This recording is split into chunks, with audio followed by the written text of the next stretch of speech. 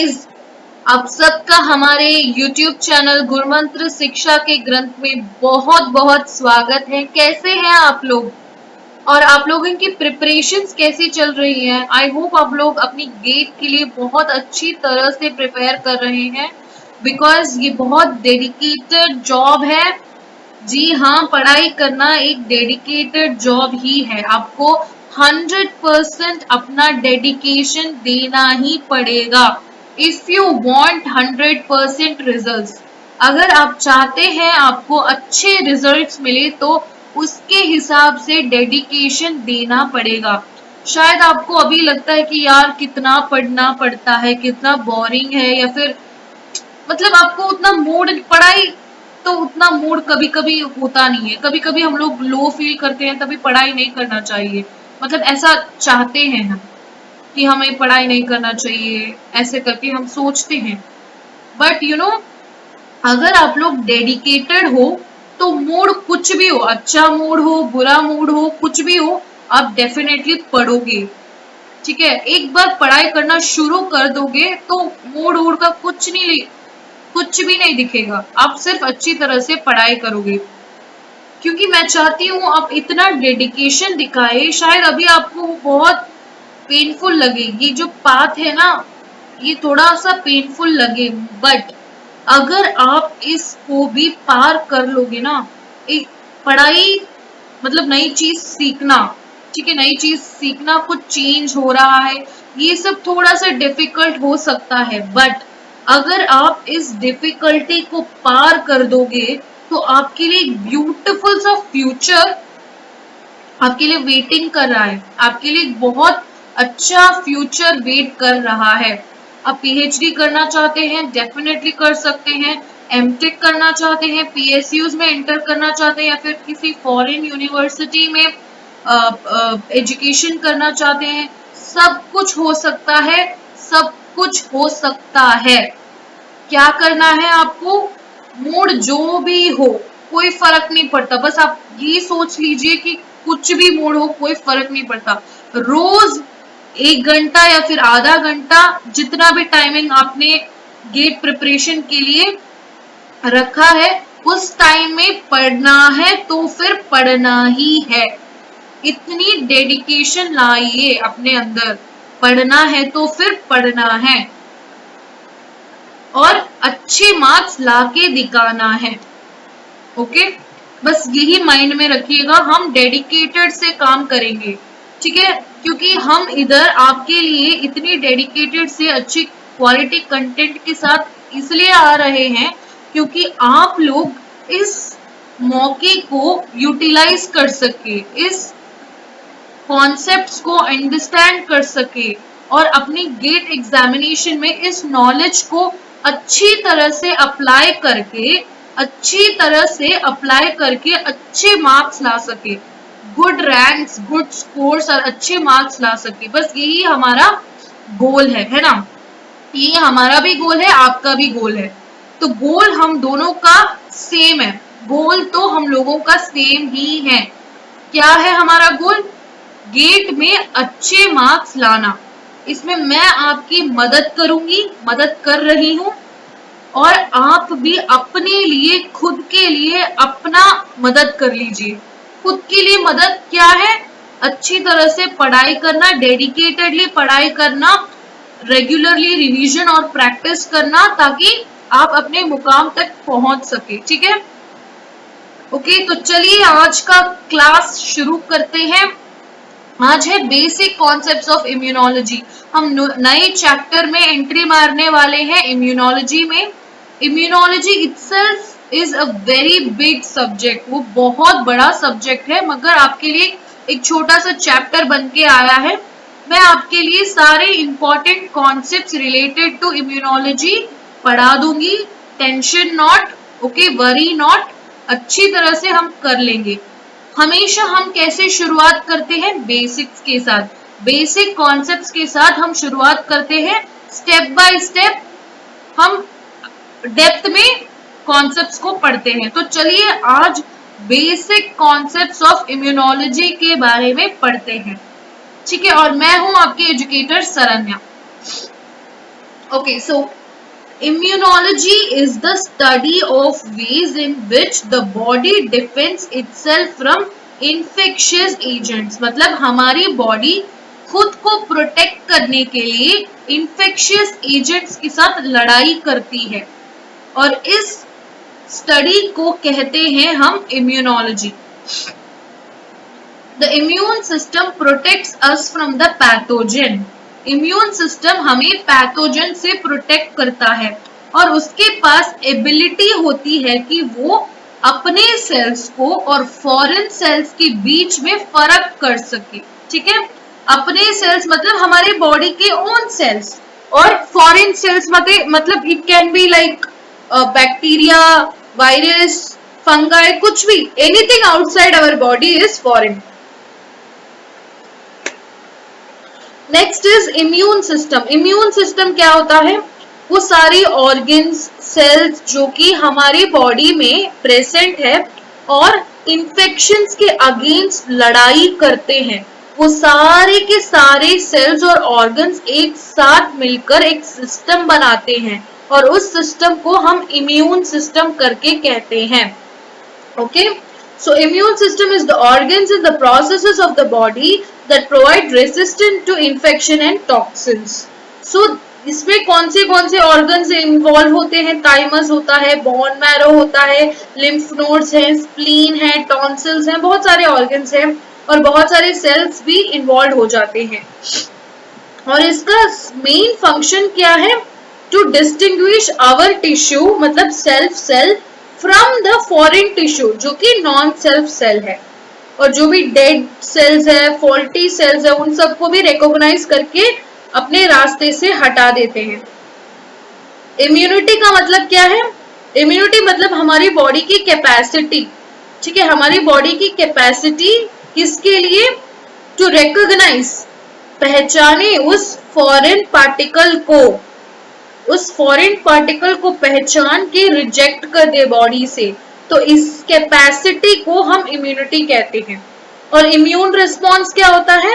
Immune response मतलब example के लिए सोच लीजिएगा कि एक एंटीजन एक बॉडी के अंदर एंटर कर देता है, और उस एंटीजन को हमारी बॉडी ने रिकॉग्नाइज कर लिया.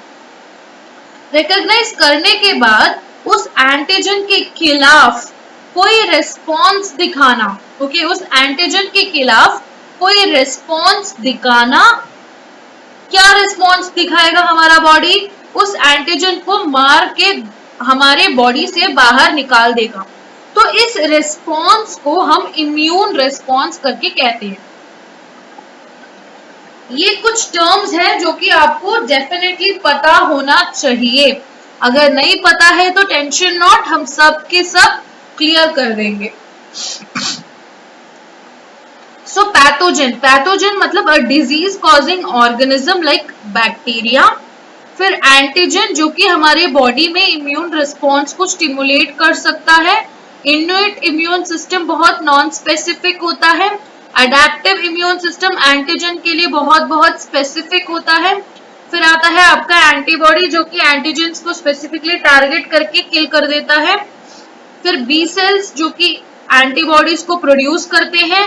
टी सेल्स बी सेल की मदद करते हैं या फिर डायरेक्टली जाके इन्फेक्टेड सेल्स को मार डालते हैं. फिर ह्यूमोरल मीडिएटेड इम्यूनिटी जिसमें एंटीबॉडीज का काम होता है. Cell mediated immunity T cell से बनता है. वायरस जो कि नॉन लिविंग फॉरेन पार्टिकल होते हैं जिसके पास प्रोटीन, डीएनए और आरएनए होता है, और वो एक लिविंग सेल को इन्फेक्ट कर सकता है. और वैक्सीन क्या होता है? कोई भी पैथोजन जिसको हम आइदर किल करके या फिर इतना वीक बना दे कि वो कोई इन्फेक्शन को कॉज कर ही नहीं सकता. वो तो पैथोजेनिक है ही नहीं, मगर वो अपना प्रेजेंस को हमारी बॉडी में दिखा सकता है, मतलब इम्यून रिस्पॉन्स क्रिएट कर सकता है. तो उसे हम वैक्सीन या फिर वैक्सीनेशन करके कहते हैं. Okay, so immunity is broadly divided into two types. Immunity दो टाइप्स में डिवाइड होते हैं. एक है आपका innate या फिर non specific immunity. Non specific to what?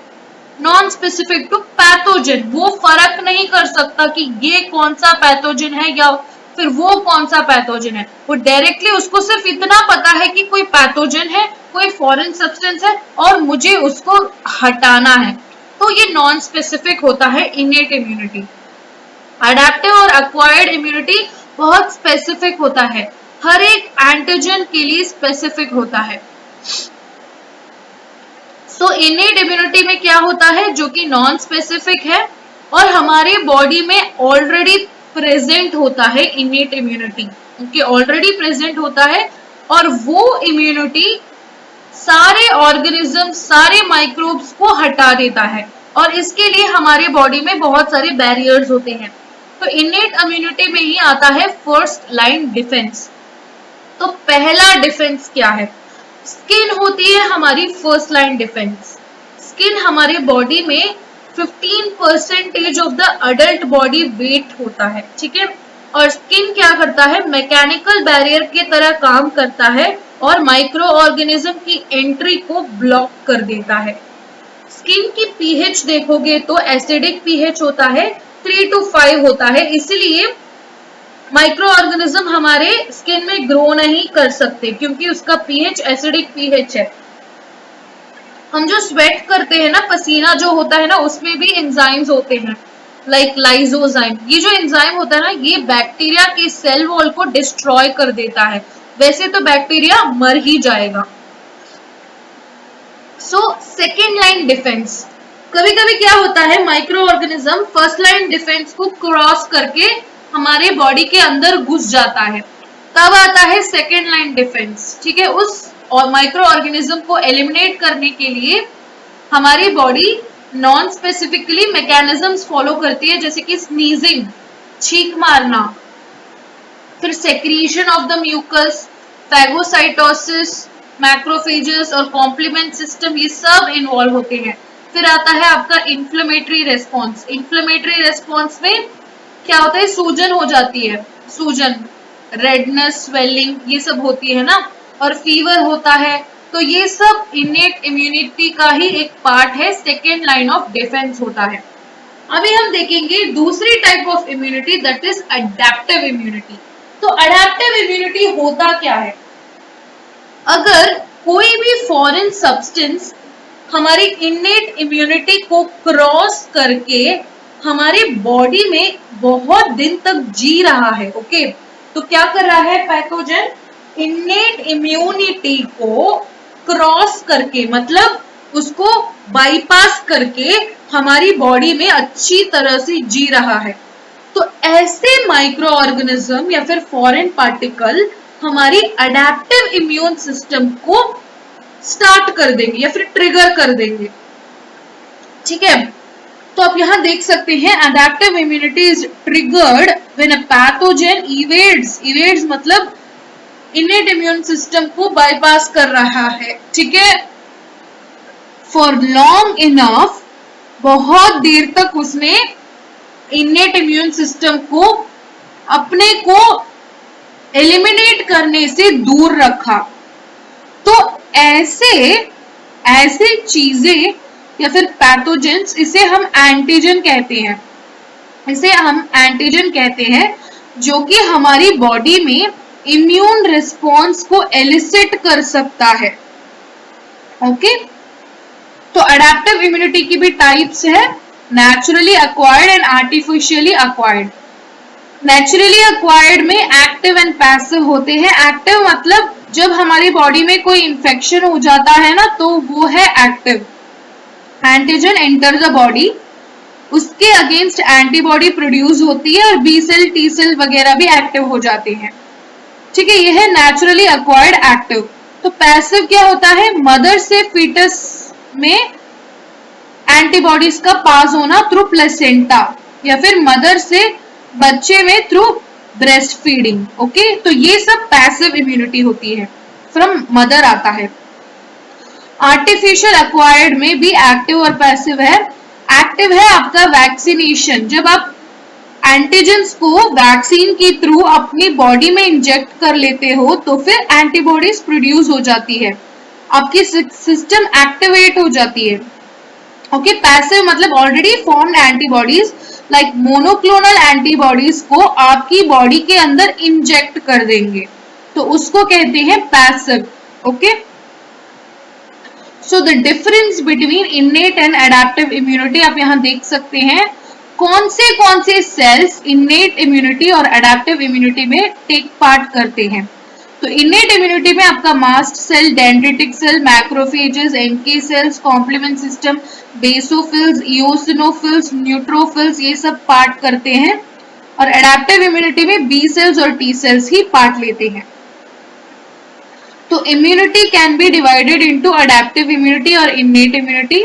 Adaptive immunity में भी आपका नेचुरल और आर्टिफिशियल है। नेचुरल में पैसिव और एक्टिव, पैसिव में मदर से आना, एक्टिव जैसे नेचुरली इन्फेक्शन हो जाता है ना वो। आर्टिफिशियल में पैसिव और एक्टिव, एक्टिव मतलब वैक्सीनेशन, पैसिव मोनोक्लोनल एंटीबॉडी से जो ट्रीटमेंट कराते हैं वो। अभी हम डिफरेंस देखेंगे एक्टिव इम्यूनिटी और पैसिव इम्यूनिटी के बीच। Active immunity is produced actively by the host immune system, okay, but passive immunity में होस्ट का पार्टिसिपेशन होता ही नहीं है, पैसिवली इम्यूनिटी हो जाती है, और ये एंटीजन को देख के एंटीबॉडी प्रोडक्शन होता है एक्टिव इम्यूनिटी में। इसमें एंटीबॉडी बाहर से बॉडी के अंदर दिया जाता है, ये बहुत ड्यूरेबल और इफेक्टिव होता है। ट्रांजिएंट होता है पैसिव, ट्रांजिएंट मतलब टेम्पोररी होता है। एक्टिव में इम्यूनोलॉजिकल मेमोरी हो जाती है, पैसिव में मेमोरी सेल्स फॉर्म नहीं होते। एक्टिव इम्यूनिटी में बूस्टर डोजेस बहुत इफेक्टिव होते हैं, पैसिव इम्यूनिटी में वैसे कोई इफेक्ट नहीं दिखाते। एक्टिव इम्यूनिटी को फॉर्म होने में दिन लगते हैं, पैसिव इम्यूनिटी बहुत इमीडिएट इफेक्ट दिखाता है। ओके, तो एक्टिव इम्यूनिटी में नेचुरल है आपका infection, artificial vaccination. Passive immunity में नेचुरल है फ्रॉम मदर, मदर से एंटीबॉडी बच्चे को मिलेगा, और आर्टिफिशियल है मोनोक्लोनल एंटीबॉडीज। तो कंपोनेंट्स ऑफ इनेट इम्यूनिटी क्या क्या है? तो पहला है एनाटॉमिकल बैरियर, जो कि फिजिकल बैरियर्स और केमिकल बैरियर्स है। तो फिजिकल बैरियर्स में क्या है? आपकी स्किन है, म्यूकोसल मेम्ब्रेन है, ग्लैंडुलर मेम्ब्रेन्स है। और केमिकल बैरियर्स में पीएच है, एंटीमाइक्रोबियल प्रोटीन्स और पेप्टाइड्स है। Cells, phagocytic cells, dendritic cells, NK cells, macrophages, ये सब इन्वॉल्व होते हैं। और सॉल्युबल प्रोटीन्स में आपका complement system, cytokines, chemokines, antimicrobial substances, ये भी इन्वॉल्व होता है। ये है एक ह्यूमन बॉडी। आप यहाँ देख सकते हो कितनी सारे इम्यूनिटी के लिए कितने सारे ऑर्गन्स इन्वॉल्व है। आपका mucus membrane in the nose, in the throat, tonsils है, लिम्फ नोड्स, बॉडी में बहुत जगहों में लिम्फ नोड्स होते हैं, थाइमस है, स्प्लीन है, बावल है, फिर म्यूकस मेम्ब्रेन है ब्लैडर और जेनेटल एरिया में, फिर बोन मैरो है, स्किन, ये सब आपके लिए इम्यूनिटी देने के लिए काम करते हैं। ओके, सो इनेट इम्यूनिटी में क्या क्या आता है? तो फिजिकल बैरियर्स आता है, जैसे कि skin, gastrointestinal tract, respiratory tract, nasopharynx, cilia, eyelashes, body hair, ये सब फिजिकल बैरियर्स में आ जाते हैं। और केमिकल बैरियर्स में आपका आता है secretions, mucus, bile, gastric acid, saliva, tears, sweat वगैरह। फिर आता है आपका इम्यून रिस्पॉन्स, जिसमें इन्फ्लेमेशन हो सकता है, कॉम्प्लीमेंट सिस्टम एक्टिव हो सकता है। कॉम्प्लीमेंट सिस्टम के बारे में हम डिटेल में पढ़ेंगे, ओके, फ्यूचर क्लासेस में डिटेल में पढ़ेंगे। और नॉन स्पेसिफिक सेल्यूलर रिस्पॉन्सेज होते रहते हैं। तो क्या होता है इन्फ्लेमेटरी रिस्पॉन्स में? इम्यून सेल को इन्फेक्शन वाले एरिया में लाया जाता है। कैसे? By increasing the blood flow. Blood flow को उस एरिया में इंक्रीज करके इम्यून सेल्स को इन्फेक्टेड एरिया में लाया जाता है। तो कॉम्प्लीमेंट सिस्टम क्या करता है? As a response to the pathogen, वो पैथोजन को डिस्ट्रॉय करने के लिए बैक्टीरिया के जो सेल वॉल होता है ना, उसमें होल बना देता है। तो बाहर से सारा पानी वगैरह उस सेल के अंदर जाके उस सेल को फोड़ देता है, ठीक है, सेल बर्स्ट हो जाता है। सो अभी हम देखने वाले हैं cells of the innate immune system. Innate immune system में कौन से सेल्स इन्वॉल्व होते हैं। तो एक है पैगोसाइटिक सेल्स। पैगोसाइट का मतलब है सेल को ईटिंग करने वाला। ओके, तो ये phagocytes circulate throughout the body and they will be looking for potential threats like bacteria and viruses. अगर मिल गए तो उसको निकल जाएंगे। फिर आता है आपका मैक्रोफेजेस, जो कि बहुत efficient type of phagocytic cell होता है, but it can move away from the circulatory system. Circulatory system से अलग होके वो ढूंढ सकता है पैथोजन को, ठीक है, ढूंढ सकता है पैथोजन को, और जैसे ही पैथोजन को ढूंढ देगा उसको मार देगा। मैक्रोफेजेस रिलीज कर सकता है साइटोकाइंस को, जो कि सिग्नलिंग मॉलिक्यूल की तरह काम करते हैं और बहुत सारे सेल्स को मतलब बहुत सारे इम्यून सेल्स को उस एरिया में रिक्रूट कर सकता है जहां पैथोजेंस प्रेजेंट है। फिर आता है आपका mast cell. Mast cell present होता है म्यूकस मेम्ब्रेन और कनेक्टिव टिश्यूज में, वुंड हीलिंग और डिफेंस अगेंस्ट द पैथोजेंस, जैसे कि थ्रू इन्फ्लेमेटरी रेस्पॉन्स, इन सब में ये बहुत काम आता है। न्यूट्रोफिल्स, न्यूट्रोफिल्स भी एक टाइप ऑफ फैगोसाइटिक सेल ही है, मगर इसको हम ग्रैनुलोसाइट भी कहते हैं, क्योंकि न्यूट्रोफिल्स के साइटोप्लाज्म में बहुत सारे ग्रैन्यूल्स होते हैं। ये जो ग्रैन्यूल्स होते हैं ना, ये बैक्टीरिया और फंगाई के लिए बहुत टॉक्सिक होता है, और जैसे ही ये माइक्रो ऑर्गेनिज्म इस ग्रैन्यूल्स के पास आते हैं मर जाते हैं। नेक्स्ट है आपका इओसिनोफिल्स, जो कि एक टाइप ऑफ ग्रैन्युलोसाइट ही होता है, बट ये टारगेट करता है मल्टी सेल्यूलर पैरासाइट्स को, ठीक है, टारगेट करता है मल्टी सेल्यूलर पैरासाइट्स को। इओसिनोफिल सेक्रेट कर सकता है बहुत ज्यादा टॉक्सिक प्रोटीन्स को और फ्री रेडिकल्स को, जो कि किल कर सकते हैं बैक्टीरिया और पैरासाइट्स को। और eosinophil is also involve in your allergic reactions, ठीक है। बेसोफिल्स भी एक टाइप ऑफ ग्रैनुलोसाइट ही है, वो भी मल्टीसेलुलर पैरासाइट्स को अटैक कर सकता है। बेसोफिल मास्ट सेल्स की तरह हिस्टामाइंस और साइटोकाइंस को भी रिलीज करके एलर्जिक रिएक्शन में इन्वॉल्व हो सकता है। फिर आता है आपका डेंड्रिटिक सेल, जो कि साइटोकाइन को प्रोड्यूस करता है। ये सिग्नलिंग मॉलिक्यूल्स रिक्रूट, मतलब रिक्रूट का मतलब क्या होता है, उस जगह में, इन्फेक्शन वाली जगह में ल्यूकोसाइट्स को लाना, ठीक है, इन्फेक्शन वाली जगह में ल्यूकोसाइट्स को रिक्रूट कर सकता है, और ये ब्रिज करता है गैप बिटवीन इनेट और अडेप्टिव इम्यून सिस्टम के बीच।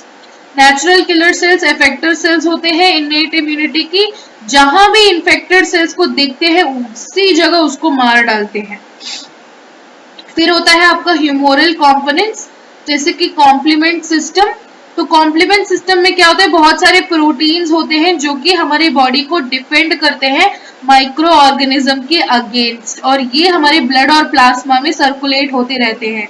साइटोकाइंस प्रोड्यूस होता है डेंड्रिटिक सेल से, मैक्रोफेजेस से, और ये मीडिएटर की तरह काम करता है। एग्जांपल्स है tumour necrosis factor, interleukins, interferons, plasma proteins of innate immunity, ये भी अक्यूट फेज प्रोटीन्स होते हैं, ये भी दूसरे टाइप्स ऑफ प्रोटीन्स होते हैं जो कि इनेट इम्यूनिटी में काम करते हैं। ओके, तो यहाँ आप देख सकते हैं mast cells, natural killer cells, monocytes, macrophages, dendritic cells, neutrophils, eosinophils, basophils, ये सब इसकी डायग्राम्स है, डायग्रामेटिक रिप्रेजेंटेशन है।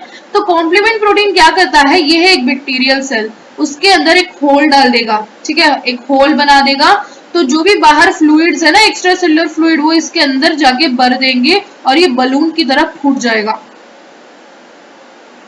सो आई होप आज की क्लास, जिसमें हमने बहुत सारी बेसिक्स ऑफ इम्यूनोलॉजी को कवर किया, आपको अच्छी तरह से समझ में आ गया होगा, ठीक है। पढ़ते रहिएगा कंटिन्यूसली विद फुल डेडिकेशन, रोज तैयारी करते रहिएगा। ओके, अगर आप CSIR एस्पिरेंट है और चाहते हैं CSIR नेट एग्जाम को फर्स्ट अटेम्प्ट में ही क्लियर कर दे, तो आप क्या कर सकते हैं, अनअकैडमी की डिटेल्ड पेड क्लासेस में CSIR UGC नेट में सब्सक्रिप्शन ले सकते हैं और नेहा तनेजा मैम को फॉलो कर सकते हैं।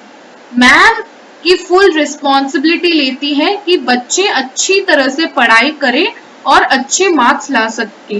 और अनअकैडमी में आपको क्या बेनिफिट्स मिलता है, डेली लाइव क्लासेस होते हैं, स्ट्रक्चर्ड कोर्सेज होता है, लाइव टेस्ट एंड क्विजेस भी होते हैं और अनलिमिटेड एक्सेस मिलता है आपको अनअकैडमी पे। अगर आप CSIR नेट को फर्स्ट अटेम्प्ट में क्लियर करना चाहते हैं तो सब्सक्राइब कर लीजिएगा और नेहा तनेजा मैम को फॉलो कर दीजिएगा, बस सारी टेंशन खत्म हो जाएगी आपकी। So like, share and subscribe to our YouTube channel गुरुमंत्र शिक्षा का ग्रंथ। अगर आपके पास कोई भी क्वेरीज है तो आप हमें कभी भी पूछ सकते हैं। Thank you so much and have a nice day.